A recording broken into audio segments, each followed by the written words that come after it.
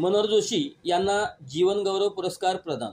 इचलकरंजी साखर उद्योगातील 4 दशकाहून अधिक कामकाजाच्या दीर्घकालीन आणि उल्लेखनीय योगदानाची दखल घेत शुगर टेक्नॉलॉजिस्ट्स असोसिएशन ऑफ इंडिया या राष्ट्रीय स्तरावरील संस्थेच्या वतीने हुपरी येथील कल्लापन्ना आवाडे जवाहर शेतकरी साखर कारखान्याचे कार्यकारी संचालक मनोहर जोशी यांना जीवन गौरव पुरस्कार नवी दिल्ली येथील कार्यक्रमात national federation of co-op sugar factories limited नवी दिल्लीचे अध्यक्ष हर्षवर्धन पाटील यांच्या हस्ते प्रदान करण्यात आला। नवी दिल्ली येथील भारत मंडपम कन्व्हेन्शन सेंटर येथे संस्थेचे वार्षिक अधिवेशन आणि आंतरराष्ट्रीय साखर प्रदर्शनाचे उद्घाटन केंद्रीय रस्ते वाहतूक व महामार्ग मंत्री नितीन गडकरी यांच्या हस्ते झाले।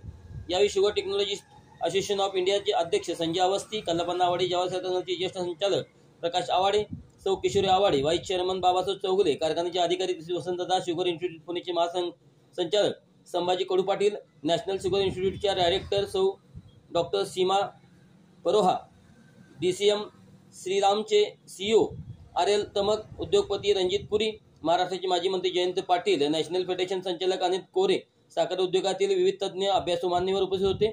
यावर्षी sugar technologist association of India ही संस्था आपली शताब्दी साजरी करत असून अशा ऐतिहासिक प्रसंगी हा पुरस्कार मिळणे ही कारखान्यासाठी एक अत्यंत गौरवास्पद आणि अभिमानास्पद बाब आहे। संस्थेची स्थापना 1925 साली झाली असून गेल्या 100 वर्षापासून ही संस्था साखर उद्योगाच्या तांत्रिक प्रगतीसाठी कार्यरत आहे।